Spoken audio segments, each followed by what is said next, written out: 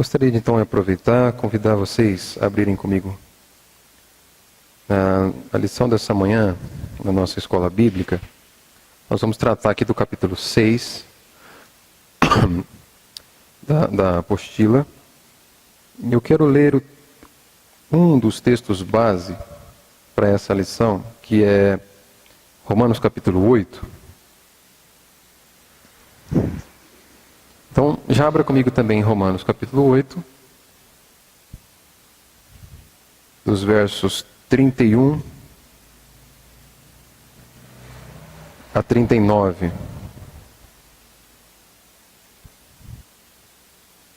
Esse texto nos apresenta as provas e a certeza do amor de Deus para com a sua igreja. Romanos capítulo 8, versos 31 a 39. Está comigo? Diz assim a palavra do Senhor. Que diremos, pois, à vista dessas coisas? Se Deus é por nós, quem será contra nós? Aquele que não poupou seu próprio filho, antes por todos nós o entregou.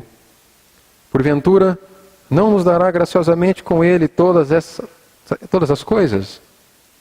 Quem intentará acusação contra os eleitos de Deus? É Deus quem os justifica. Quem os condenará? É Cristo Jesus quem morreu, ou antes, quem ressuscitou, o qual está à direita de Deus e também intercede por nós. Quem nos separará do amor de Cristo? Será a tribulação, a angústia, a perseguição, ou fome, nudez, perigo ou espada? Como está escrito, por amor de ti somos entregues à morte o dia todo, fomos considerados como ovelhas para o matadouro. Em todas estas coisas, porém, somos mais que vencedores, por meio daquele que nos amou. Porque eu estou bem certo de que nem a morte, nem a vida, nem os anjos, nem os principados, nem as coisas do presente, nem do porvir, nem os poderes, nem a altura, nem a profundidade, nem qualquer outra criatura poderá separar-nos do amor de Deus, que está em Cristo Jesus, nosso Senhor. Eu quero frisar contigo esse verso 33. O resultado do amor de Deus, o verso 33 diz assim: quem intentará acusação contra os eleitos de Deus? É Deus quem os justifica. É Deus quem nos justifica. Oremos mais um instante, pedindo para que o Senhor nos conduza nessa nossa novo estudo pela manhã. Pai, quero primeiramente agradecer ao Senhor pelo louvor e a adoração que podemos oferecer a Ti logo pela manhã, nesse domingo. Agradeço pela oportunidade de podermos estudar a Tua Palavra, e a minha oração é para que o Senhor nos conduza.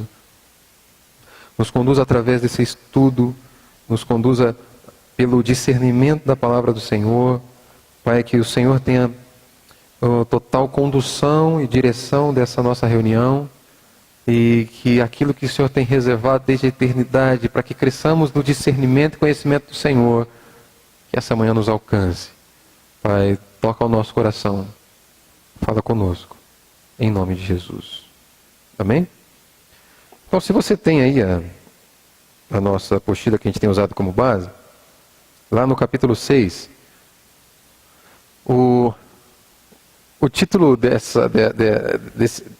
texto, dessa lição, ele é bastante interessante. E eu acho que ele é bem atual para aquilo que a igreja tem vivido nesses dias, que os homens têm experimentado nesses dias. O título é: o coração, esse é enganador. Vamos falar da característica do coração humano um pouquinho.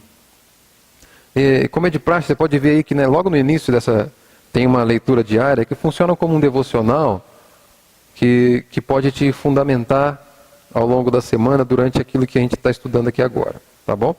Então, durante a semana você pode ir a esses textos que tem aí logo no início para te fundamentar e aproveitar para fazer seu devocional.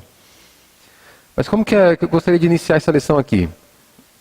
A religiosidade da nossa sociedade, ou o contexto religioso da igreja contemporânea, ele é um tanto confuso e estranho. Confuso por aquilo que apresenta, e estranho, quando eu digo estranho, eu me refiro à palavra de Deus. Estranho em relação a ela. Muitas práticas que não encontram respaldo naquilo que Deus estabelece como palavra ou como vontade para a sua igreja. Como o texto que nós lemos de Paulo aqui, é Ele quem justifica seus eleitos. Existe uma característica, existe um propósito que Deus tem para esses eleitos, que é a igreja do Senhor. E o contexto religioso atual apresenta algumas coisas que são confusas e estranhas a essa vontade de Deus. Por exemplo, muitas doutrinas bíblicas são abandonadas por serem consideradas frias, áridas, difíceis. Pelo fato de algumas doutrinas serem consideradas difíceis, são simplesmente deixadas, abandonadas. Eu costumo dizer que profundidade dá trabalho. Por isso que é mais fácil nós nos acomodarmos à superficialidade no conhecimento da Escritura, porque profundidade dá trabalho. E a gente vê no contexto atual o pragmatismo religioso dando lugar à sustentação bíblica no dia a dia da igreja, ou para conduzir a igreja. Uma das características do que é confuso hoje em dia, por exemplo, substituir, né, a doutrina bíblica pela experiência. Pela experiência da liderança, pela experiência dos crentes, pela experiência daquele que tem um tempo maior de igreja, pela experiência daquele que tem um cargo de liderança na igreja. Muitas vezes, a experiência desses homens, elas ocupam um lugar no púlpito que deveria ser da palavra de Deus, por exemplo. Então é substituído aqui, é trocado a doutrina bíblica por um apego àquilo que seria mais caloroso emocionalmente. A experiência pessoal movida pelo coração. O coração humano. E uma coisa que a gente há de convir e pensar, que quando existem duas fontes de verdade, uma vai contradizer a outra em algum momento. Quando a experiência humana ela passa a ser tão verdade quanto a própria palavra de Deus, em algum momento uma vai desmentir a outra. É impossível, né, que essas duas verdades sejam absolutas o tempo todo. O que significa isso? O que deve medir a minha conduta, o que deve determinar a forma como eu vivo, não é a forma como outra pessoa experimentou. É a forma como Deus determina que eu viva. É isso que a gente vai ver aqui. Não é o seu coração que deve determinar a forma como você deve viver. Né? Já ouviu aquela ideia? Ouça o seu coração. O que seu coração está mandando fazer? Né? O que seu coração está dirigindo? Né? Vai lá, busca profundo nele. E certamente vai ser a vontade de Deus. E muitos então experimentando isso, tendo isso como base para a sua vida, como base para seu discipulado, para a sua conduta cristã, ouvem o coração, ouvem aquilo que a emoção fala alto e tem algumas experiências. E quando essa pessoa, por exemplo, é um pregador da palavra, e ele não se limita ao entendimento de que a palavra deve dirigir o povo de Deus, ele traz para o púlpito essa experiência. E dizendo o seguinte, olha, aconteceu assim comigo. Porque Deus me falou dessa forma, porque eu fiz isso, porque eu fiz aquilo. Então isso, a experiência daquele indivíduo, quando ele ouve o seu coração, passa a ser aquilo que direciona a igreja. Só que a gente vai ver que existe uma característica do coração que é muito perigosa.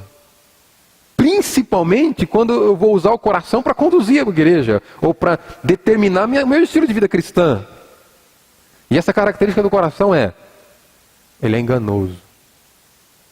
E o termo que a Escritura usa ele é corrupto. Será mesmo que eu devo ouvir o meu coração para seguir a Deus? Ou ouvir o meu coração para ter discernimento da vontade de Deus? A gente vai ver que não. A gente vai ver que não.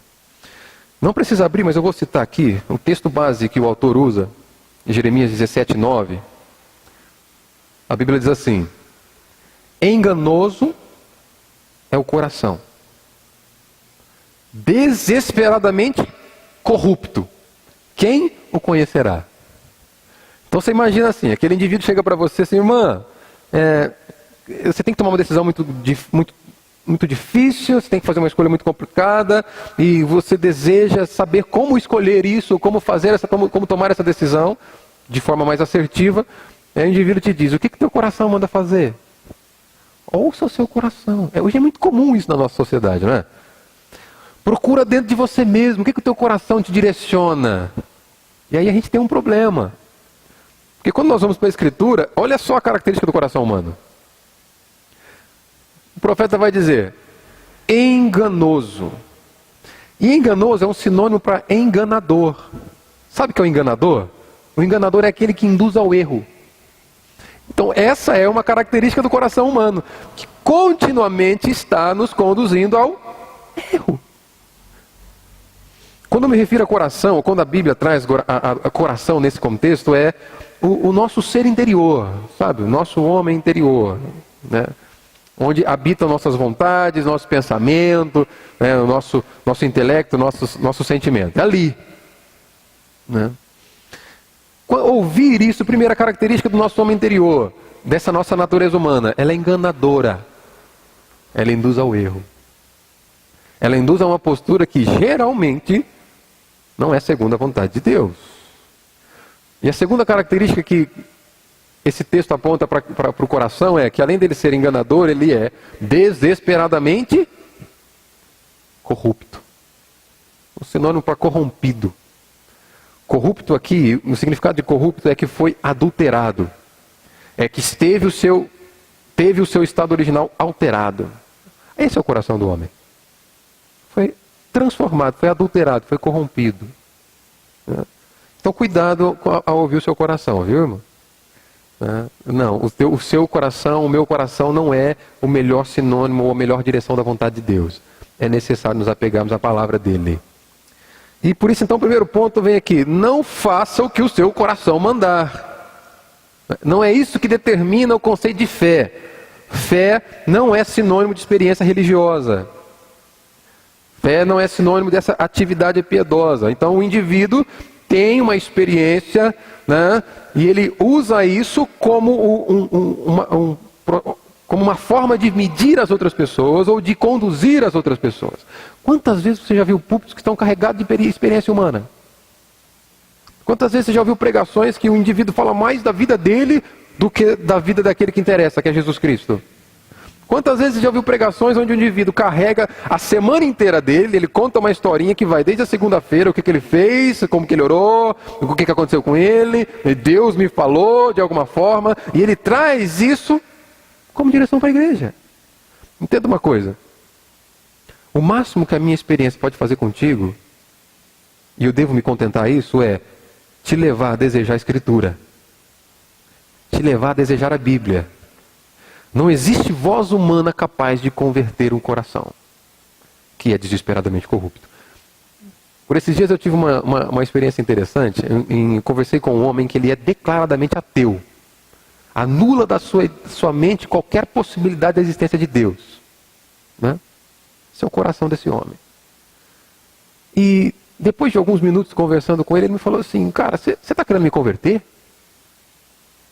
A minha resposta foi, não, porque isso seria impossível para mim. Nenhum homem é capaz de converter outro homem. Não existe argumento humano capaz de converter um coração enganoso. E não existe um argumento humano capaz de converter esse coração que é desesperadamente corrompido, adulterado, alterado do seu estado original. Eu disse para ele, não, isso é impossível para mim, porque a Bíblia diz que é o Espírito Santo que convence do pecado, da justiça e do juízo. Mas depois de 30 minutos de conversa com aquele homem declaradamente ateu, falando algumas coisas para ele, uma das coisas que eu disse para ele é o seguinte, cara, a ausência de evidências para a existência de Deus não significa que Deus não exista. Significa que você é incapaz de encontrá-la. Você é incapaz de entender. Principalmente, você é incapaz de desejar evidências acerca da existência de Deus, porque o seu coração é desesperadamente corrompido. E o coração humano não deseja o Senhor. Aquele coração humano, aquele coração a qual teus amigos, as teus amigas vão dizer assim, ó, ouça o seu coração para ver o que Deus te instrui, para ver como a melhor decisão que você tem que tomar. Não, esse coração não deseja Deus. Uma característica do coração humano é a aversão a Deus. É não desejar a Deus. Por isso que Paulo vai dizer em Romanos 7, olha, eu não compreendo o meu modo de agir. O que eu quero fazer, isso eu não faço. O que eu não quero fazer, eu vou lá e faço. Se eu faço o que eu não quero, já não sou eu quem faz. Mas essa natureza humana pecaminosa que habita em mim. Então essa é a característica do teu coração. E quando eu disse essas coisas para aquele homem, ele disse assim, eu já não sei mais nada, eu já não sei se eu sou ateu. Cara, me deu um nó aqui, eu não sei se eu... Agora eu já não sei se eu não acredito. E ele começou a desejar conhecer mais algumas coisas sobre a palavra de Deus. Mas essa, irmão, cuidado ao ouvir o seu coração. Fé não é sinônimo de experiência. Não são as minhas experiências que vão transformar o coração daquele homem.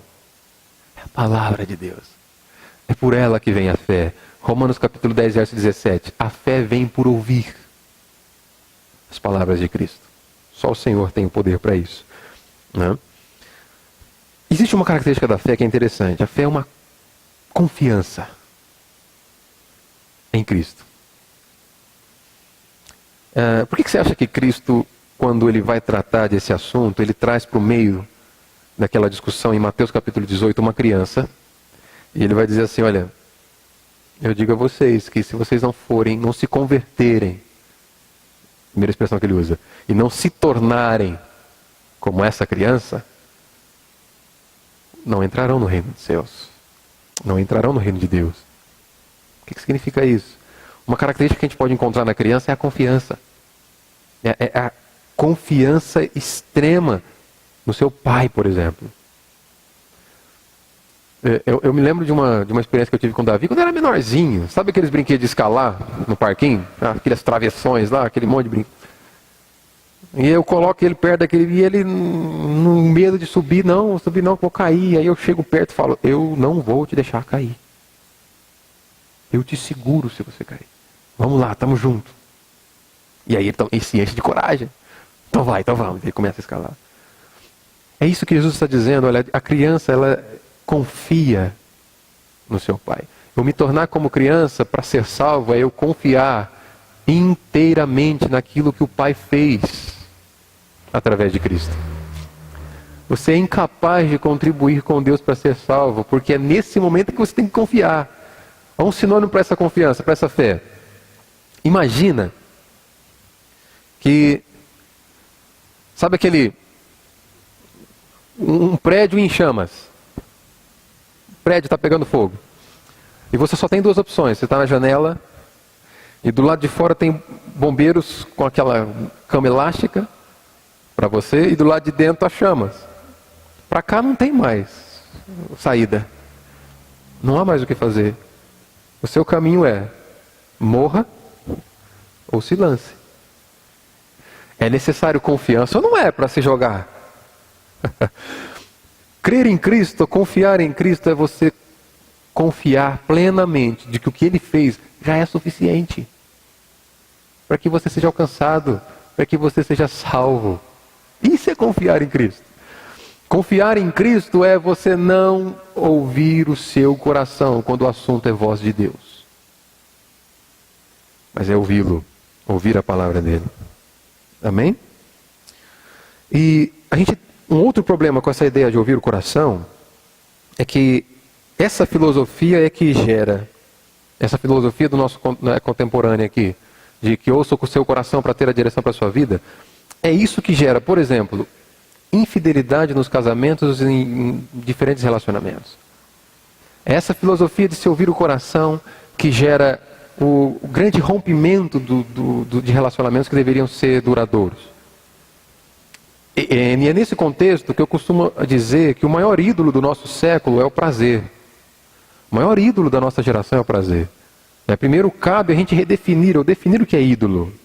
Às vezes a gente acha que ídolo é apenas algo voltado para a religião. Não. Ídolo é tudo aquilo que ocupa um lugar na sua vida que deveria ser ocupado por Cristo. Ídolo é tudo aquilo que ocupa um lugar na sua vida que Deus deveria estar presente. Por exemplo, o ídolo é tudo aquilo que é a sua fonte de satisfação. E não é Deus. Essa é uma característica do ídolo. E e todo ídolo, nós vamos ver isso fortemente nos contextos do Antigo Testamento, todo ídolo ele exige sacrifício dos idólatras. Havia Moloque, um exemplo de ídolo, Moloque, que os pais sacrificavam os próprios filhos, matavam as crianças em oferta para esses ídolos. Para esse ídolo Moloque. Os ídolos eles vão apenas mudando de nome, mas eles continuam exigindo sacrifício na nossa sociedade, das nossas vidas hoje. E esse ídolo do prazer também exige sacrifício. Muitos casamentos são sacrificados no altar do prazer. Muitos filhos são sacrificados no altar do prazer, porque são abandonados. Porque o desejo é ter prazer. Olha, se o casamento não dá mais prazer, ouça o seu coração, o que seu coração diz? Já me irritei com esses filhos, se os filhos não dão mais prazer, o que teu coração diz? Teu coração vai dizer grandes coisas. E seu coração vai te levar a exaltar o teu prazer, a busca pelo teu prazer. E essa família vai ser sacrificada ali. Esse casamento vai ser sacrificado ali. Nós estávamos tratando aqui nas séries de quartas-feiras, nós estamos estudando sobre discipulado com Cristo. Né? E cabe esse parênteses aqui. Na quarta-feira agora, uma das características do discipulado, nós vimos que é a busca pela semelhança com Cristo. E é necessário ser semelhante com Cristo no seu amor, na sua demonstração de amor. E uma característica do amor de Cristo é o sacrifício. Quem disse que seria fácil? Olha para Cristo e vê a forma como Ele demonstrou seu amor. No altar do prazer, famílias inteiras são sacrificadas, ministérios, trabalhos, filhos, casamentos, etc. Porque o importante é ter prazer. É isso que o teu coração vai dizer. Ouça o seu coração. É isso que o teu coração vai dizer. E essa ideia, irmãos, ela é totalmente antibíblica e anticristã.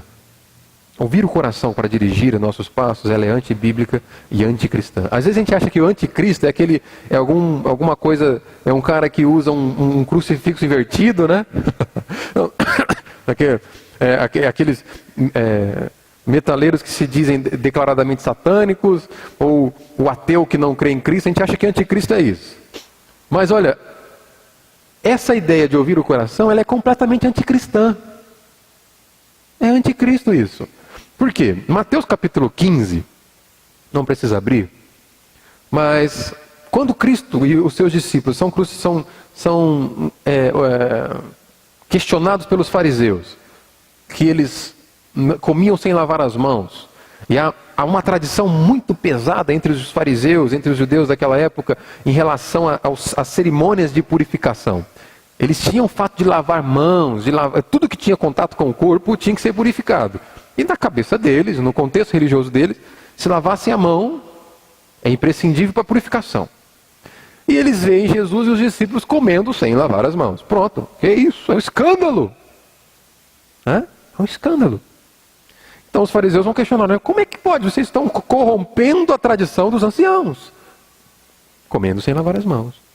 E Jesus vai dizer para eles, olha, o que corrompe o homem, o que contamina o homem, não é o que entra, mas é o que sai.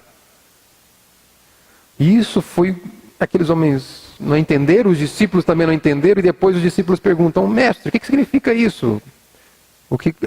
É o que sai que contamina, não é o que entra. E Jesus vai dizer, porque o que sai provém do coração. E é no coração que estão as fontes dos maus pensamentos, da corrupção do homem, das invejas, de toda característica pecaminosa. Jesus vai dizer, é do coração que vem. Por isso que é o coração que contamina o homem. Nossa maior fonte de contaminação, irmãos, não está longe de nós. Não está fora de nós. A maior fonte de contaminação dos homens está dentro. É o próprio coração. Então, não ouça o seu coração. Se nós aprendemos isso essa manhã, eu já vou ficar muito feliz. Quer tomar uma decisão? Vá à Escritura. Quer conhecer a Deus? Vá à palavra de Deus. Não existe outro meio de você conhecê-lo, a não ser por ela. Amém? Estamos claros até aqui? Agora, uma coisa que cabe a gente colocar: não é o coração do homem que em si mesmo é mau. Na verdade, ele foi corrompido. E a ideia de ser corrompido é que ele foi adulterado, transformado ou alterado do seu estado original. O coração do homem foi perfeitamente criado por Deus, de forma boa. Foi criado por Deus perfeitamente bom. O pecado o corrompeu. O pecado o manchou. O pecado o adulterou. Por isso que agora todo gesto humano que não provém daquele que crê no Senhor, diante de Deus é um ato pecaminoso. Olha isso aqui. A gente pode pensar assim, mas o cara é tão bom. Mas o cara faz coisas tão boas. Romanos capítulo 14, verso 23, o apóstolo Paulo vai dizer o seguinte: tudo que não provém da fé é pecado. O que é isso? Não importa o quanto é... O conceito de bondade diante de Deus não é aquilo que você pensa que é bom. O conceito de bondade diante de Deus é aquilo que Ele determina como bom. Entende a diferença? Porque às vezes a gente pode pensar, olha só, mas a atitude do indivíduo é boa. Como que pode ser um ato pecaminoso diante de Deus? Tudo que não provém da fé. Que fé? Fé daquele que crê no Senhor. Essa fé que é dada por Deus, para que você seja salvo. Tudo que não provém da fé diante de Deus é um ato pecaminoso, ainda que seja uma expressão pura de bondade aos nossos olhos. O que é bom diante de Deus não é aquilo que nós enxergamos como bom, porque desesperadamente corrupto e enganoso é o coração dos homens. O que é bom diante de Deus é aquilo que é segundo a vontade dele. Nós só podemos ser aceitos por Deus não em nossas obras, mas na obra de Cristo. Somente aquele que está em Cristo, somente aquele que crer no Senhor tem obras aceitas diante de Deus. E a gente vai ver qual é essa diferença de fazer obra antes de crer em Cristo, fazer obra depois que crer em Cristo. Então essa é a condição do nosso coração, amém? Está claro para nós aqui, não ouça o seu coração. Quer uma direção para a sua vida? Vá à Escritura, vá até Deus, vá até o Senhor. Segundo, o Evangelho transforma. O Evangelho transforma. Eu costumo dizer, e eu acho muito interessante isso. O Evangelho nos faz ser prudentes e humildes. O Evangelho nos faz ser prudentes e humildes porque uma das notícias presentes no Evangelho é que nós habitamos uma natureza caída. Nós habitamos uma natureza corrompida, um coração corrompido que busca o controle das nossas vidas. Esse coração habita em nós. E por que isso nos deixa prudente e humilde ao mesmo tempo? Nos deixa prudente pelo fato de saber que todos os homens habitam essa natureza caída e que a qualquer momento nós seremos frustrados por eles. A qualquer momento nós seremos feridos. A qualquer momento um homem pode nos magoar, nos ferir. A qualquer momento eu posso pisar na bola contigo. Você pode pisar na bola comigo. Isso nos faz ser prudentes. E o Evangelho também nos faz ser humildes, porque a qualquer momento nós podemos pisar na bola. Nós podemos falhar com alguém. Por isso também nos coloca numa condição de humildade. O Evangelho transforma as nossas vidas. O Evangelho transforma o nosso coração, ele transforma a nossa mente, nossa vontade, ele transforma nossas emoções. Precisamente porque o Evangelho é uma perfeita obra de Deus, suficiente em Cristo, realizada para mim, porém fora de mim, na história. Então perceba, o Evangelho não é algo que você faz. O Evangelho é algo que foi feito em seu favor. O Evangelho é algo que foi feito na história, em um determinado momento, por uma pessoa, Jesus Cristo, Filho de Deus. É por essa característica do Evangelho, que nele está o poder de Deus para a salvação dos homens. E não só no começo da vida cristã, mas durante toda a vida cristã. Nós vimos aqui no Salmo 146 que o louvor está presente durante toda a vida daquele que crê, porque o agir de Deus o mantém durante toda a sua vida. A obra de Deus em nos transformar, irmãos, não é apenas no momento da nossa conversão. e onde Ele deixa o resto com a gente. Nós vimos isso também na quarta-feira, no estudo sobre discipulado, que o agir de Deus, ele tem uma característica eterna, passado, é um passado tão grande que é lá na eternidade, presente e futuro. E nós vimos que Deus, ele age no passado predestinando o seu povo, ele age no presente, na história, mantendo o seu povo, fortalecendo o seu povo, e ele age no futuro garantindo que seu povo chegue lá. Esse é o processo de santificação. Esse agir de Deus para que nós cheguemos, esse agir de Deus que nos mantém, é o processo da santificação. Embora a gente possa mudar o nosso comportamento exterior, aquilo que as pessoas veem, através de algumas técnicas comportamentais, através de alguma mudança de hábito, de transformação de hábitos, embora a gente seja capaz de mudar alguns aspectos exteriores, que as pessoas possam ver, o homem interior é incapaz de ser mudado por nós mesmos. Você é incapaz de mudar o teu coração corrompido. Você depende desesperadamente do Senhor. Eu dependo desesperadamente do Senhor. Com base nisso, abre um texto aí comigo, em Efésios capítulo 3. Eu quero ler esse trecho com você. Efésios capítulo 3, do 14 ao 21. O apóstolo Paulo entendia essa característica do nosso coração, do coração da igreja, e ele escreve algo aqui que é fantástico. Estamos juntos? Efésios capítulo 3, a partir do verso 14, diz assim: Por esta causa, me ponho de joelhos diante do Pai. Paulo está dizendo o seguinte, olha, esse é o motivo da minha oração. Por esta causa, por esse motivo eu oro.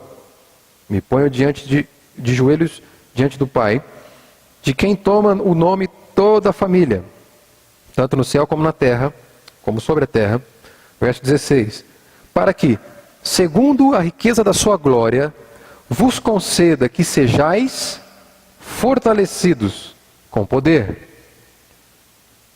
Mediante quem?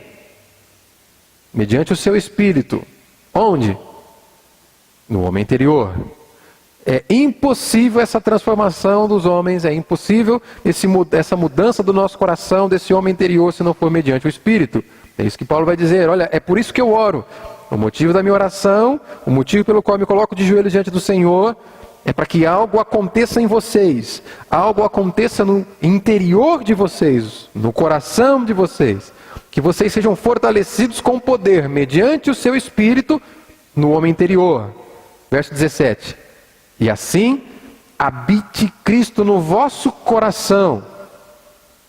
Cristo habitando no coração dos homens. Só é possível quando o Espírito Santo habita o homem. E na verdade, esses aqui são sinônimos. O Espírito Santo habitando o coração dos homens, fortalecendo o interior humano, é Cristo habitando no nosso coração, pela fé.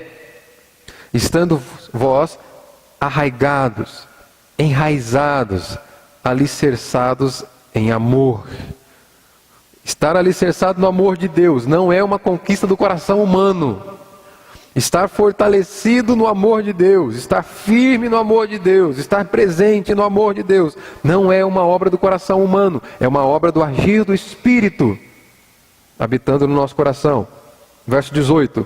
A fim de poderdes compreender com todos os santos, largura, o comprimento, a altura e a profundidade do amor de Deus, do amor de Cristo. Verso 19. E conhecer o amor de Cristo, que excede todo entendimento, para que sejais tomados de toda a plenitude de Deus. Verso 20.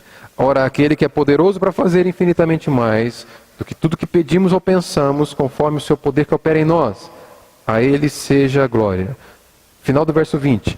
Conforme o seu poder que opera em nós. A ele seja a glória na igreja de Cristo Jesus, na igreja e em Cristo Jesus, por todas as gerações, para todo sempre. Olha só, nós podemos até ser capazes, talvez com algumas sessões de psicologia comportamental, né, cognitiva comportamental, mudar hábitos que exteriormente pode fazer com que as pessoas vejam uma transformação em nós. Mas o cerne do homem interior, esse coração corrompido, adulterado pelo pecado, manchado pelo pecado, só pode ser mudado com o poder inigualável do Espírito Santo. É Ele que nos transforma. É por isso que Paulo ora. Enquanto o Espírito Santo não habitar em você, enquanto o Espírito Santo não fortalecer você, não transformar você, não entrar em você e mudar a tua vida, você continuará ouvindo seu coração e vivendo por Ele. A boa notícia é que Ele habita em todo aquele que crê. Amém? Deus não encontra nada no ímpio que faça com que ele mereça ser salvo. Deus não encontra nada no ímpio que faça com que ele mereça ser considerado inocente. A salvação é um processo pelo qual Deus nos considera inocente, justo. Quebramos a lei dele, quebramos a vontade dele, e ainda assim ele passa a nos considerar justo através do sacrifício de Cristo. Ele passa a nos considerar inocente através do sacrifício de Cristo. Não houve nada em nós, não houve nada no pecador e no ímpio que Deus olhasse e visse: esse grupo aqui merece. Todos habitam essa natureza humana corrompida e pecaminosa. Todos, se Deus não nos restringir, não nos impedir, cada um de nós, irmãos, abraçamos o pecado e morremos com ele. Pensa nisso. Esse é um perigo de ouvir o coração. Então, pelo contrário, o que Deus faz é, Ele encontra o ímpio, Ele declara o ímpio justificado, Ele estende aos seus eleitos a graça e os méritos do sacrifício, da morte, da obediência de Cristo Jesus. É isso que Deus faz. E depois que Deus alcança o Salvador, o pecador, imediatamente ele começa um outro processo agora, de renovação interior. Depois que Deus alcança o pecador, ele imediatamente começa a transformar esse coração corrompido. Ele começa a transformar esse corrupto e desesperado coração enganoso, mudando novamente esse coração a característica que ele tinha no princípio. O processo de Deus mudar o nosso coração na característica com a qual Ele criou, é o processo de nos fazer semelhante a Cristo.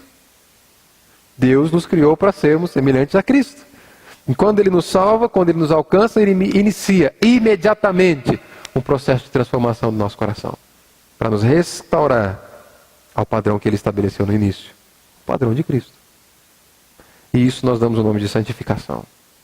A santificação é um processo através do qual nós reagimos à ação de Deus. Primeiro, então, Ele justifica e depois Ele santifica. Tem um texto, abre comigo rapidamente, para a gente olhar junto. Em Hebreus capítulo 10, no verso 14.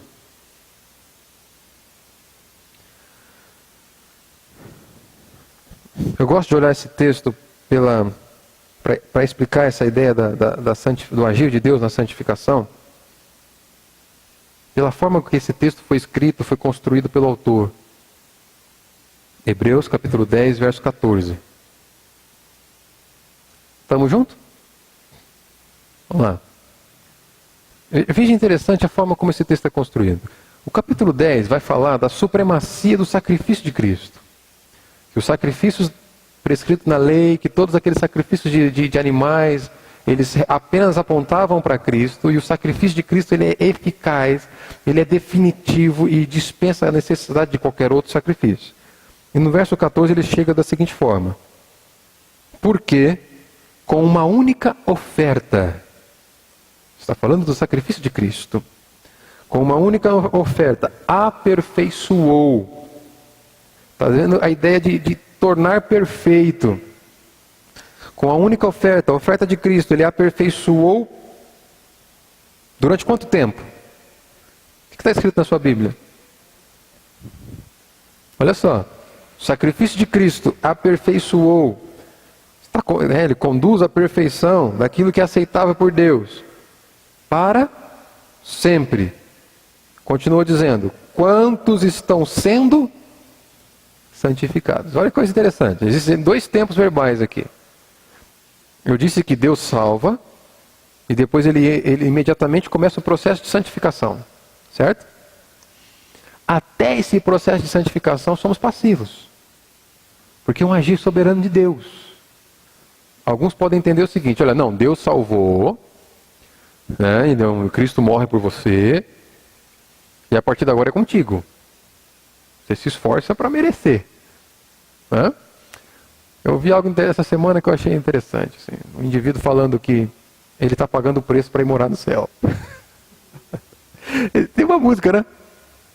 Pois é. O indivíduo falou assim: não, porque a salvação ela é um carnê.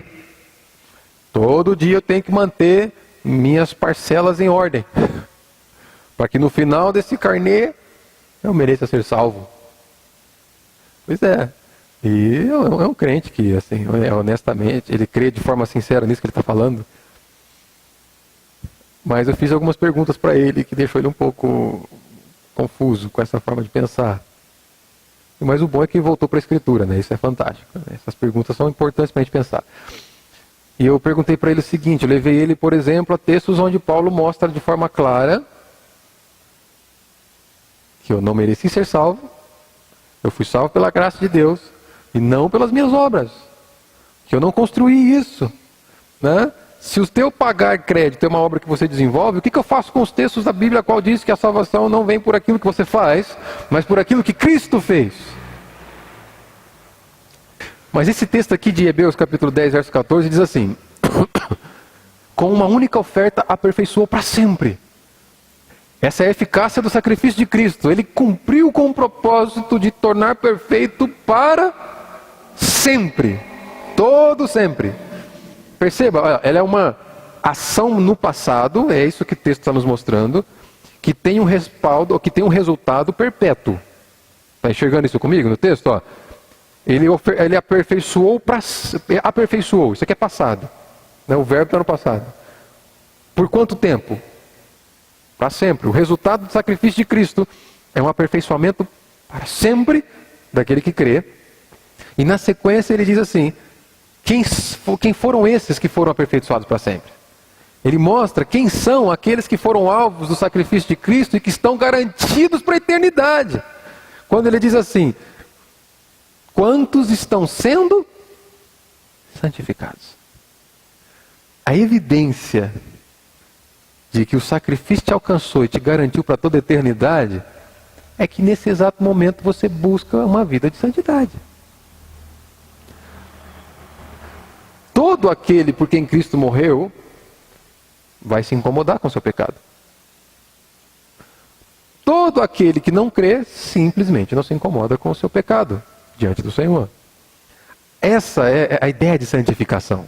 E perceba que ele coloca como passivos. Ele diz assim: estão sendo santificados. Ele não diz que todos aqueles por quem Cristo morreu agora estão se esforçando para ser santos. Porque a característica de santidade é um atributo dos eleitos de Deus, que eles foram estabelecidos com essa característica na eternidade. Em Efésios capítulo 1, o apóstolo Paulo diz assim, que em amor o Senhor nos predestinou para sermos santos e irrepreensíveis.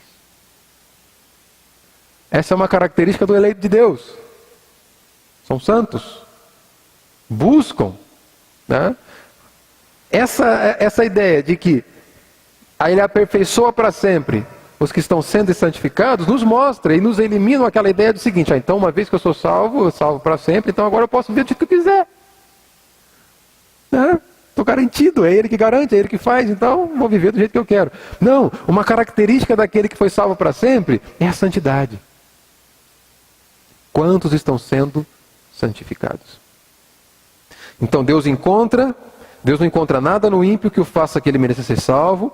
Pelo contrário, Deus encontra o ímpio, declara o ímpio justificado, estende os efeitos da obra de Cristo e imediatamente começa esse processo de santificação. Então você reage naquilo que Deus faz. A sua busca por santidade é uma evidência de que Deus está levando a isso. Tá?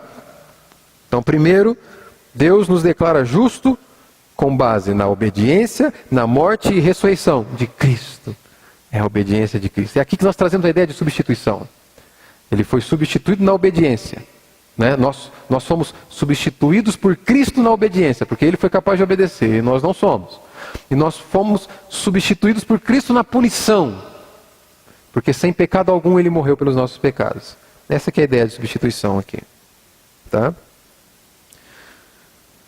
Correndo um pouco aqui, tratando dessa ideia de obra, por mais estranho que possa parecer, abraçar o Evangelho como justificação gratuita de Deus ao ímpio é a única forma possível e legal diante de Deus. É aquele confiar, vou repetir. Parece estranho. Você tirar dos homens a responsabilidade de sua salvação, parece algo estranho. Como que... Peraí. Como que eu não posso contribuir? Eu fui ensinado ao longo desses, vamos colocar aí, que 500 anos, desde que o humanismo passa a ser tão forte na humanidade, eu fui ensinado que o homem está no centro de tudo e que o homem é responsável por todo o seu destino. Agora você vem com a ideia de dizer que na verdade é Deus que salva, que é Deus que garante, que é Deus que faz. Por mais estranho que pareça, a nossa forma de pensar, pela maneira como os homens são contaminados com a cosmovisão, com a forma de ver o mundo, sim, por mais estranho que seja, a única forma e a única saída que temos é crer na justificação graciosa de Deus que está disponível aos homens pela fé. Confiar nisso. É se jogar do prédio em chamas, sabendo que Ele é poderoso para nos sustentar lá embaixo. Confiar. Realmente não está nas suas mãos. É importante repetir isso aqui. A sua obediência não é a causa de sua salvação. A sua obediência é o resultado dela. Todos aqueles que foram salvos nesse exato momento estão sendo santificados. Vamos olhar um texto rapidinho para a gente ir caminhando para o fim. Vai lá comigo lá em Efésios capítulo 2.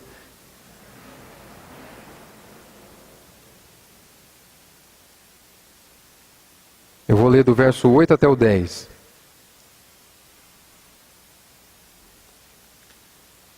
Efésios capítulo 2, do 8 ao 10. Diz assim, ó. Porque pela graça sois salvos, mediante a fé, e isso não vem de vós. Vem de quem? É dom de Deus. Até a fé que você precisa ter para crer, vem dele. Porque pela graça sois salvos, mediante a fé, e isso não vem de vós, é dom de Deus. Não vem de obras.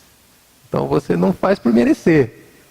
Não é nada que você faça que possa convencer a Deus te salvar.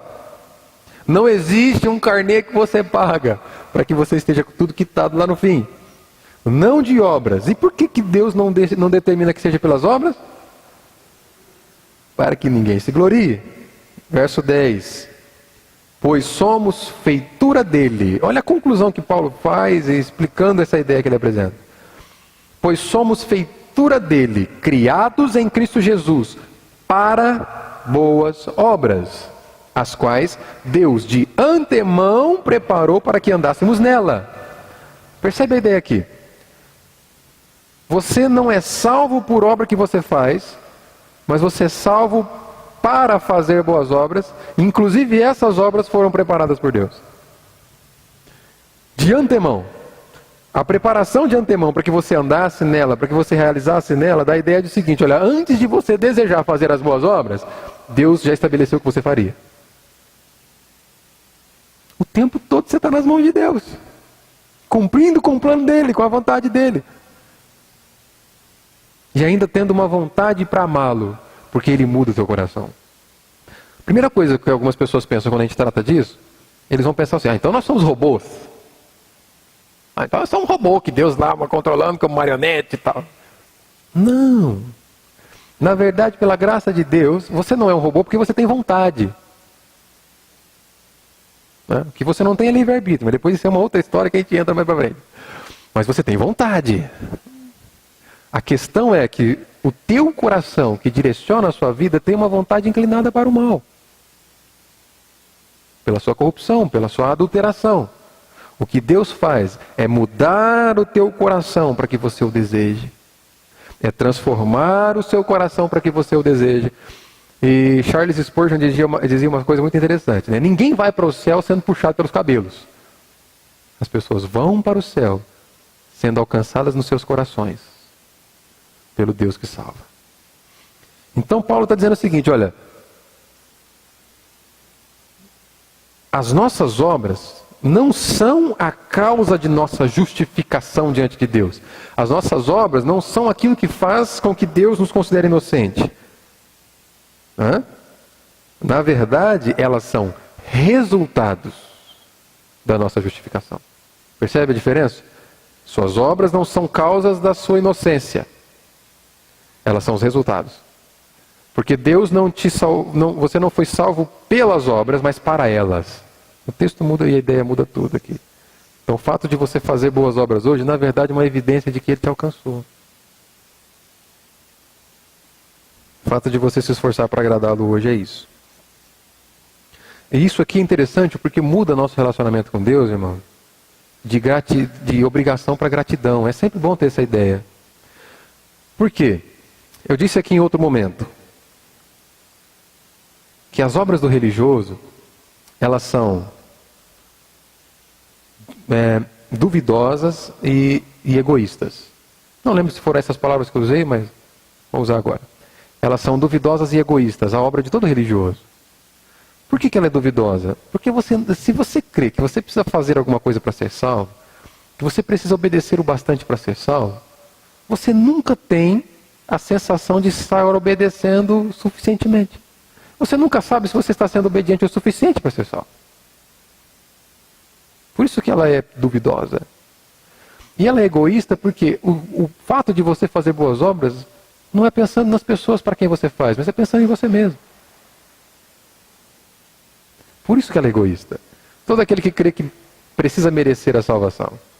Você saber que na verdade é Deus quem te salva, o que você passa a fazer de bom agora e aceitável diante dele é porque ele já te salvou, te transforma de um relacionamento de obrigação para gratidão.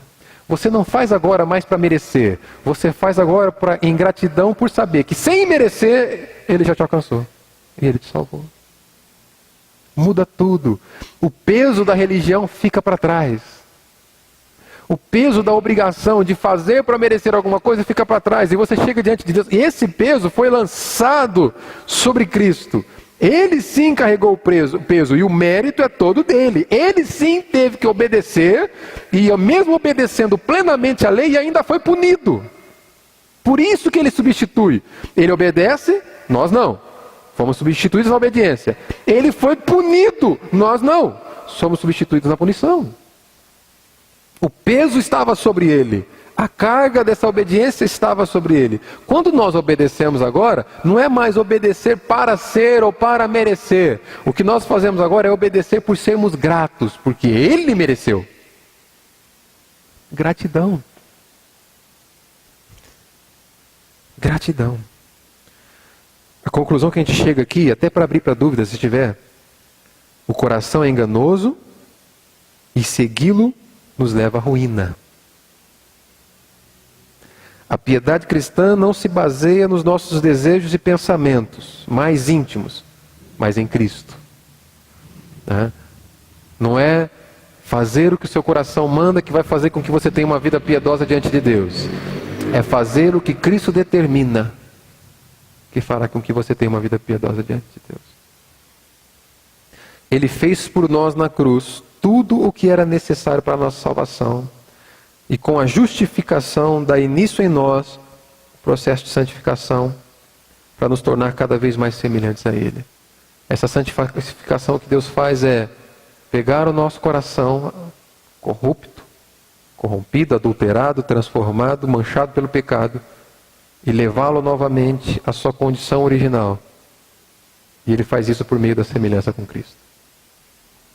E é por isso que nós estamos estudando discipulado de quarta-feira aqui. Então já fica aí uma dica. Quer aprender mais? Quarta-feira tem discipulado sobre isso. Um dia, glorificados, teremos com Ele perfeita comunhão e perfeita santidade. Deixa eu te fazer uma pergunta aqui. Qual é a diferença principal, fundamental, entre seguir os desejos do seu coração e seguir os princípios bíblicos da Escritura? Entre fazer o que o teu coração manda e fazer aquilo que agrada ao Senhor. É muito diferente. A saída para mim e para você não está no nosso interior. Quando você busca algo dentro de você, a saída para nós está fora de nós. Está no Evangelho. Algo que aconteceu na história, algo que aconteceu no tempo e no espaço, uma obra que Cristo realizou. Olhar para ela e confiar naquilo que Cristo fez é a grande e a única saída que nós temos. O meu conselho é para que você olhe para Cristo essa manhã. Em nome de Jesus.